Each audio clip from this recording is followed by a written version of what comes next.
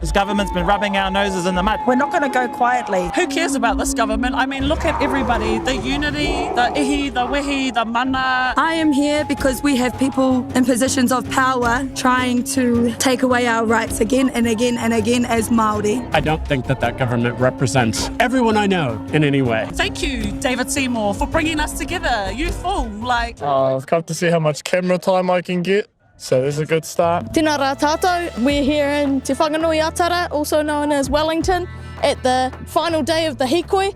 And as you can see, the Hikoi has arrived at Paremata, the Beehive Parliament. We're about to enter the Beehive to interview the Honourable Willie Jackson, who is the spokesperson for Māori development for the Labour Party. Let's go. Willie Jackson. So I just look at her, I don't look at the camera, right? Yeah, just we look wherever do you it want all to. that, so okay, I'll do it again. Yeah. I'll just carry on. Yeah. So I was very proud of the turnout on a Tuesday. You know, I've been involved in most Māori protests since the mid-70s, and so that's a long time, but I've never seen a Māori protest like that. Tens of thousands of people marched to Parliament, and when they got there, organisers urged them to take the Hikoi to the voting booth. Get on the bloody Māori roll right now! For those of you not from Aotearoa, a Hikoi is a Māori word for walk. This Hikoi is in response to the Treaty Principles Bill, which has gone just past its first reading in Parliament, introduced by the ACT Party and supported by New Zealand First and National. Chaotic and unprecedented scenes erupted in Parliament today as MPs voted on the controversial Treaty Principles Bill.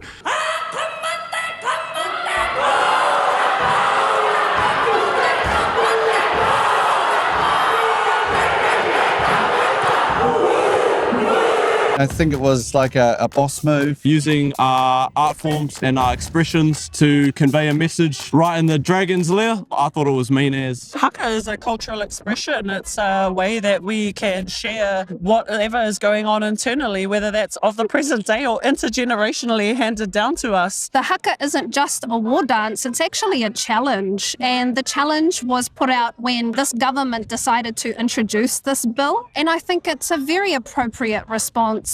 It's challenged when people are challenged by its presence, but when it's at the rugby, we love it. It's a badge of identity for Aotearoa, for New Zealand culture. When we're at birthdays, it's viewed as being a proud moment for the person we're celebrating. When we're at graduations, we're proud about our descendants who are walking that line with their new degree.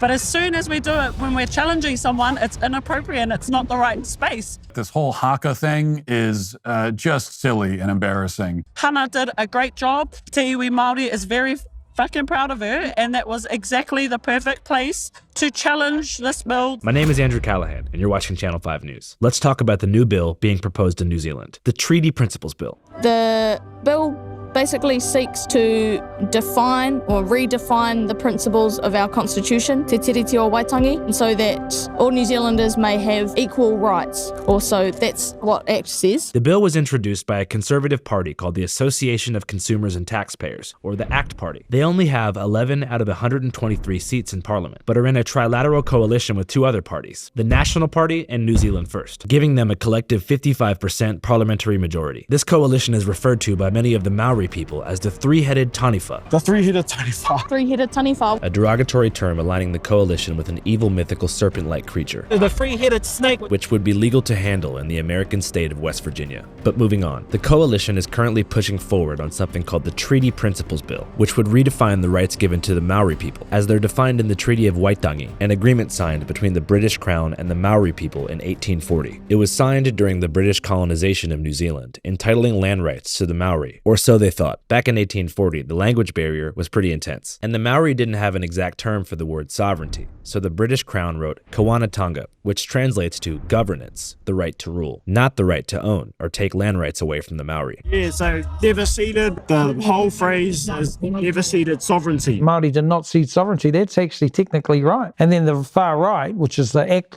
they're saying, well, the treaty doesn't say anything about you owning anything. In fact, you get nothing. 2 years after the treaty was signed, British armies began to invade and acquire Maori land, hectare by hectare, in a 30-year conflict called the New Zealand Wars, or as they're called in Maori, Te Siri Pekeha, the white man's freakout. Much like in the United States, colonial powers forced young generations of Maoris to assimilate, with the goal of language death and the eradication of oral history. No native language to be spoken at the school. They have to scrub our mouths with soap, or we get a paddle. But it didn't really work. Put simply, there were too many Maoris and not enough British people who wanted to live in New Zealand. If you want to compare demographics, in the US today, approximately 2.9% of citizens claim Native American ancestry, whereas in New Zealand, 19.6% of citizens claim Maori ancestry. So in 1975, they were able to rally together and get something passed in Parliament called the Treaty of Waitangi Act, which changed the game entirely and led to a wide-scale reparations program and the establishment of a governmental tribunal to investigate any and all claims of the British Crown violating the treaty. And if you had a valid claim, you could get the land back. Since 1975, the Maori have reclaimed land rights over 1.5 million hectares, roughly 6% of New Zealand's landmass. The problem is, much of that reclaimed land, and land that's soon going to be reclaimed, is rich in natural resources. And if we've learned anything from our coverage of Native issues here in the US, it's that anytime you pair Indigenous people and natural resources, there's going to be an army of lobbyists, paid-off politicians, and energy corporations coming in hot, trying to figure out how they can take it from them. Which brings us to the bill being protested, which suggests that the treaty itself and the reparations program is racist because it gives special privileges to Maoris. Where in the world, in fact,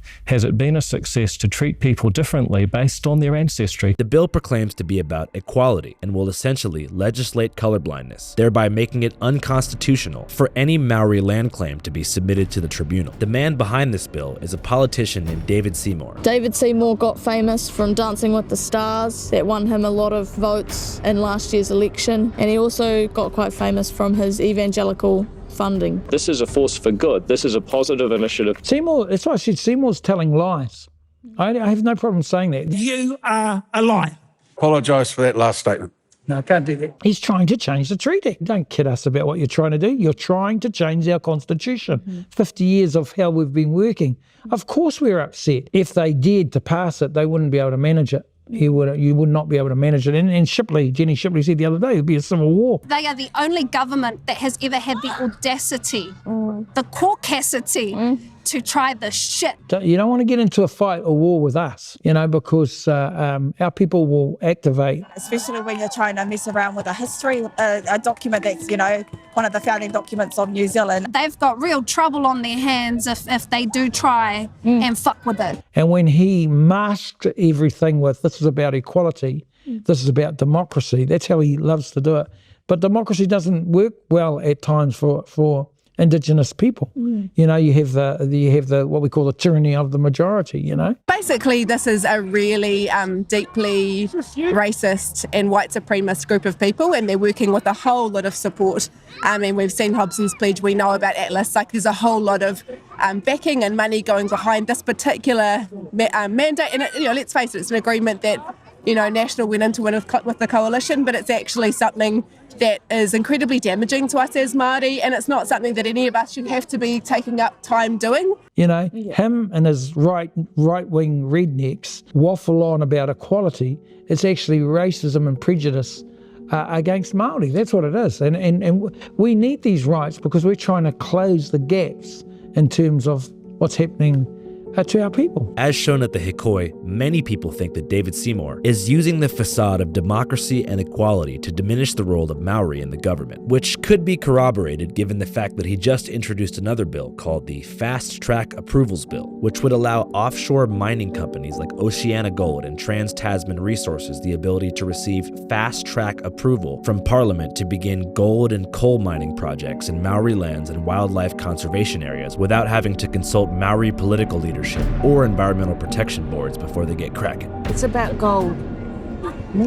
There's gold in them there hills. Gold and Kiwi future! It's all about mining in the national estate. Well, the Fast Track Bill takes away every environmental protection that's ever been laid in place. You see with the deep seabed mining, for example, where the Supreme Court has overruled the Ministry of Primary Industry and basically said that you can't do the deep seabed mining because it violates the treaty and it violates the Resource Management Act and this, that, and the other. For fuck's sake. It's a dolphin and a whale sanctuary where they want to do this stuff off the coast of Pakia. And they'll just rip up the ecosystem and suck it up in a machine. So what they've done is done 139 projects where there's no review. There's nothing other than three ministers who know absolutely sweet fuck all about environmental resource management or economics for that matter. And they're going to be deciding these projects that they pre-approved through the fast track omnibus bill or whatever, where they're going to gut the treaty as well. Yeah. And I just say, fuck them. The thing that transcends all of us in terms of race or whatever is our fight with what's happening with the environment. It's about our land and our water. And if we can't get past this, there's going to be a force much bigger that none of us will ever be prepared for. That would be the worst legislation ever, because what Seymour is trying to do is remove the obligation to talk with Māori. You do that, then there's no obligation to talk to Ngāi Tahu or anyone in terms of resource management. Seymour wants to remove all those obligations and say, let's do, we are the world, everybody's got the same rights. No, we don't. Māori have never had equal rights. That's why we needed the treaty. But the treaty gives us an opportunity for equity and the recognition from the courts. And he wants to totally remove that obligation. He makes me sick. Would you have a message for David Seymour? Yeah, lay off. I hate that guy. Waste of space, that guy. Oh, yeah. I would really like David Seymour to actually go home to his marae and pick up a tea towel. And do you have a message for David Seymour? Oh, look, just go away. This is a divisive, time-wasting, insulting action that New Zealanders don't want, both Pākehā and Māori. David Seymour, hoki mai ki te kāinga. We all know he's proudly Ngāpuhi, and we claim him very much. He's a great uncle.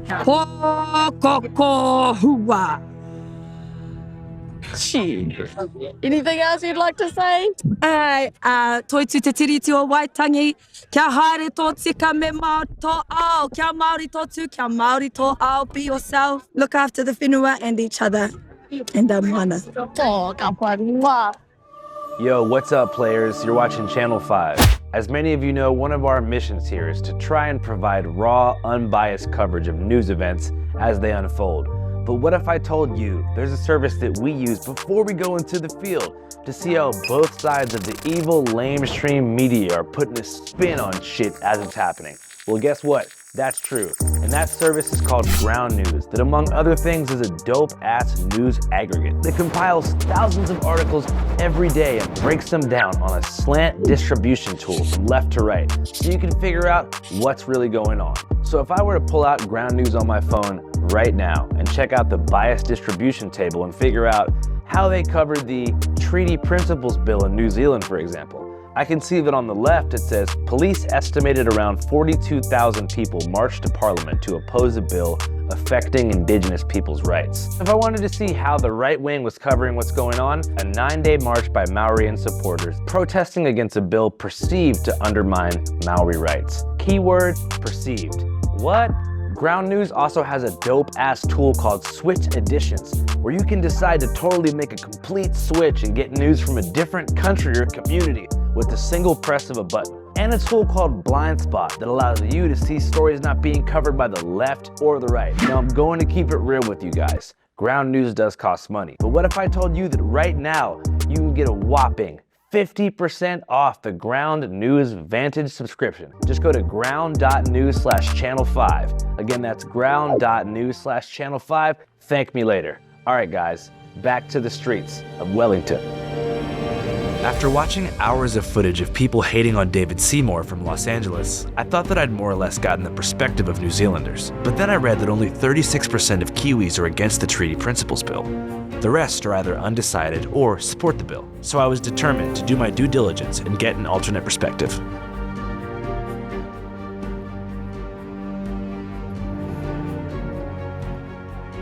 Hi. David. G'day, Andrew. Hey, thank you so much for making the time, man. I really appreciate it. No worries. It's awesome to be on Channel 5. How did you feel when you saw those mass protests on Parliament? Look, actually, I welcome it because I've long said there needs to be a debate about what the treaty means. It can't be left to the courts. Sometimes the legislative body and the people as a whole have to step in and have the debate. This is a message that I had hoped to deliver to the people who've marched so far, but unfortunately are not prepared to have me speak and address them. I'm part Māori. I don't feel particularly disadvantaged in my life. And yet there are other people who are not Māori who have, really, really tough histories that have been badly affected who need more help. So my point is not that there's inequity. My point is not that there is injustice in New Zealand's past that was visited against Māori by the Crown. We know all of that. My question is, what sort of framework allows us to open up opportunity for people to overcome the challenges in each of their lives? As I mentioned earlier, many believe that David Seymour is deploying colorblindness as a way to undermine the historical realities that led to the present conditions in New Zealand, particularly as it pertains to inequality between the Maori people and white New Zealanders. Depending on how you define poor and where you put the statistical markers, there's a lot more poor white people than poor Maori people. Now that's because there are 4 times more white people generally, but I suspect you'll find that there are people who are disadvantaged of every kind, and that's why I don't think that grouping people by who their ancestors were or what their ancestry or their DNA is helpful. Much like in regard to inequality in America, I can understand how someone could buy into Seymour's ideology. It is true that there's millions of poor white people here, approximately 7% of all Caucasian Americans, most of whom have been forgotten entirely and left out of the conversation. It is also true that corporate news outlets and politicians deploy culture war issues to prevent class solidarity between races, genders, and nationalities. But that doesn't mean the issues being weaponized are themselves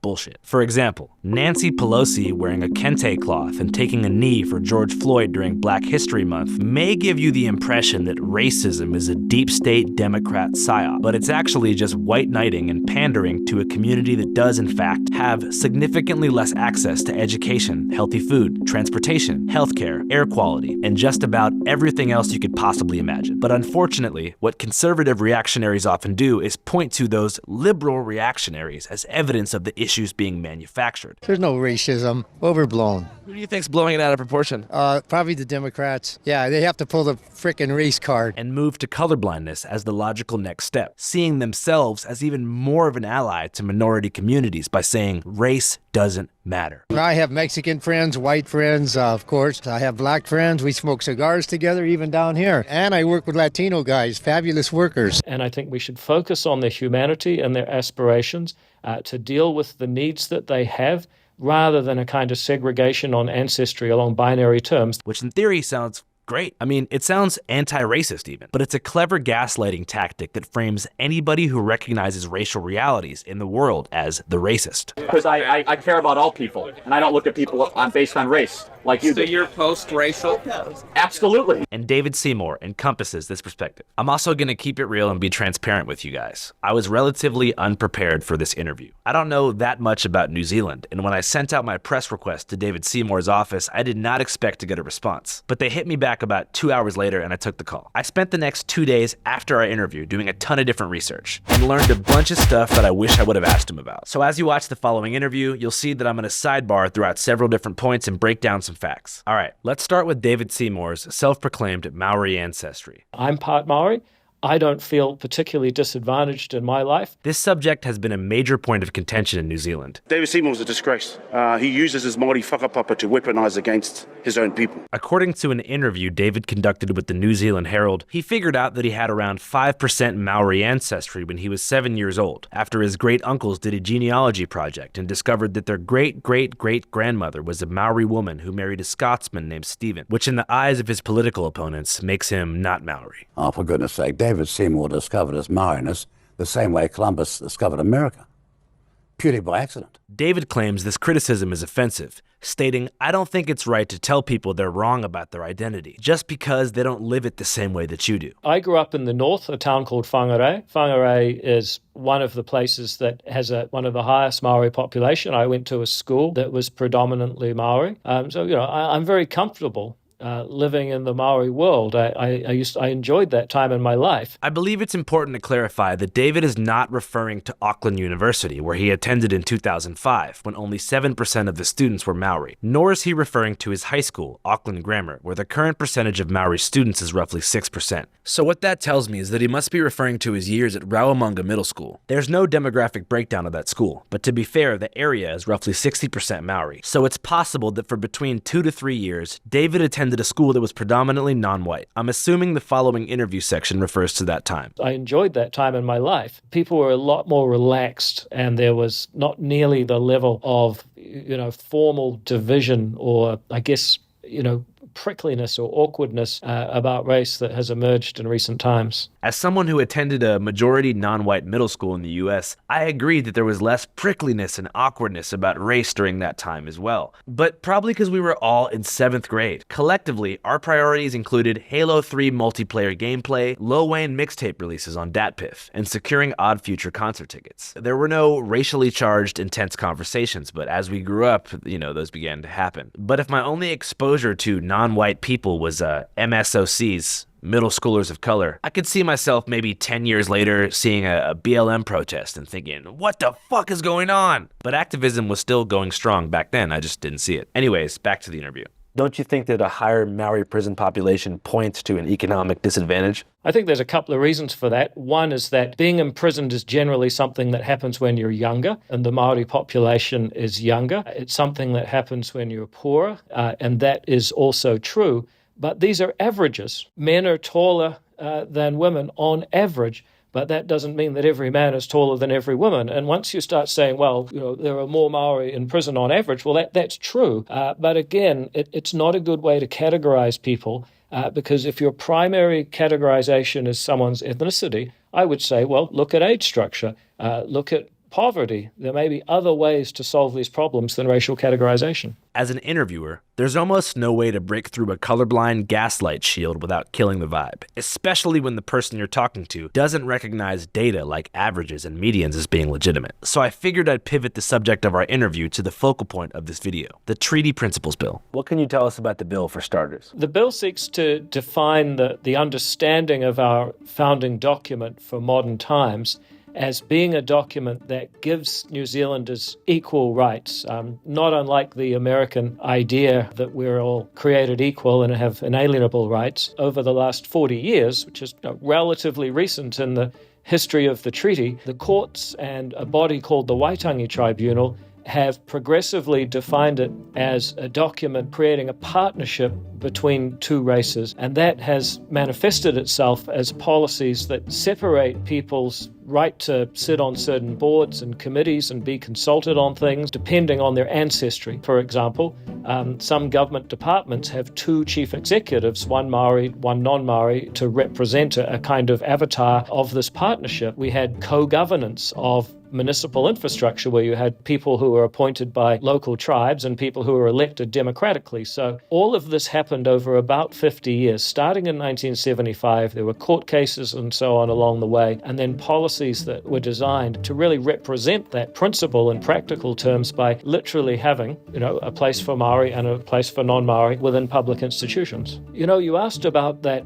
haka on the floor of Parliament. I think that, in a sense, really captures what this debate is about. Somebody makes a rational, debating point about what our founding document should mean, and then someone else tries to get up in their face and take away their right to speak on equal terms instead of staying in their seat and making their own debating points in response. Now, I'm not saying you have to agree with me. To be really honest, I don't think it matters if Maori arrived here 1 year before Europeans or 100,000 years. People will say that Maori are somehow different because they were first. It's just pretty hard to make a society work when half the people are said, 80% of the people are said to be guests in a foreign country. Regardless of race and ancestry, New Zealanders are united in one thing. They're all living in a country experiencing an economic crisis. Much like in California, inflation, high cost of living, price gouging by landlords, record immigration, and a lack of job opportunities have caused widespread homelessness, unaffordability, and a mass exodus of over 131,000 New Zealanders in the past past year alone. Another factor that's undeniably caused this crisis is climate change, which has stifled agricultural output, leading to a 50% increase in food prices in the past year as well. Thankfully, Seymour acknowledges that the housing crisis is the biggest problem facing New Zealand today. The biggest problem that shows up in the data is that in 1982, when the government started its survey of household income and expenditure, it showed that 27% of the poorest people's income went on housing, either rent or a mortgage. Today, that is about 54, 55%. This is for younger generations, the biggest problem you face. You're told, go to school, listen to your teacher, study, get a degree, take out a student loan. If you do everything right, things will work out for you. Then people turn around and say, hang on, if a house is 10 times my income, or more than that for a lot of people, then actually it doesn't matter how hard I try, I'm not going to get there. Auckland's become one of the most unaffordable cities in the world. The average house in Auckland now costs over $1 million New Zealand dollars, and the average rent is almost $600 a week. The reality is that this government is not putting enough resources to even house half the families on the waiting list over the next 4 years. And I believe this is true in some coastal American and perhaps coastal Canadian cities.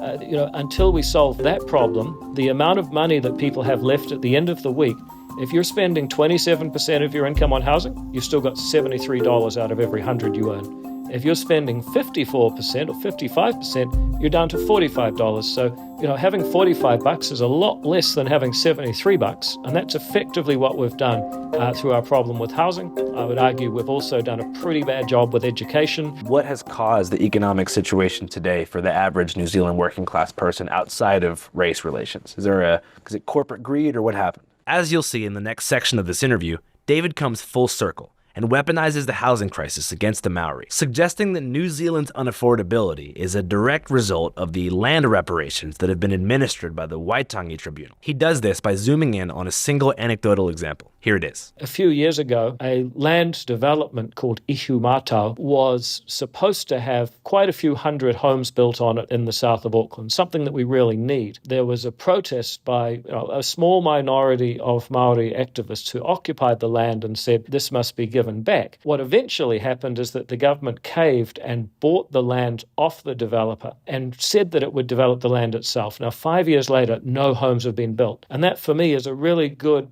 illustration of the choice we face. We can either spend a lot of time arguing about identity and the past, or we can actually build some homes, including that would benefit a lot of the people who were protesting there. What Seymour is saying is sort of insane. The Maori people have been given back less than 6% of their land, mostly all land in the deep North Island, in relatively impoverished areas where only Maoris really live. But it starts to make a little bit of sense when you follow the money. New Zealand has a similar class structure to that of the US.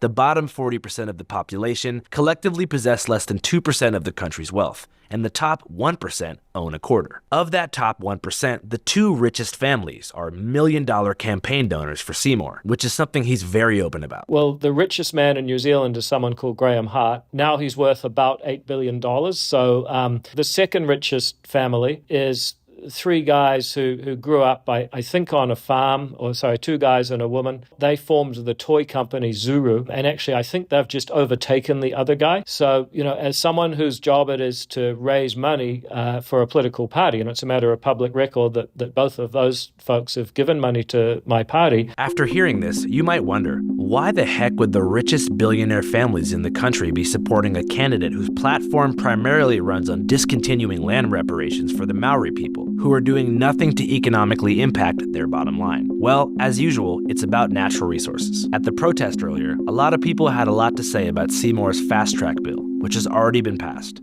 So I'm curious also about the fast track bill. What's going on with that? The fast track bill is a bill that allows people to get rapid consents to do projects that are deemed to be regionally or nationally significant. And the purpose of that is that, we need more wind farms, we need more roads, we need more homes, and we need more jobs. We need more mining. These things will be allowed to happen more rapidly than they would have otherwise.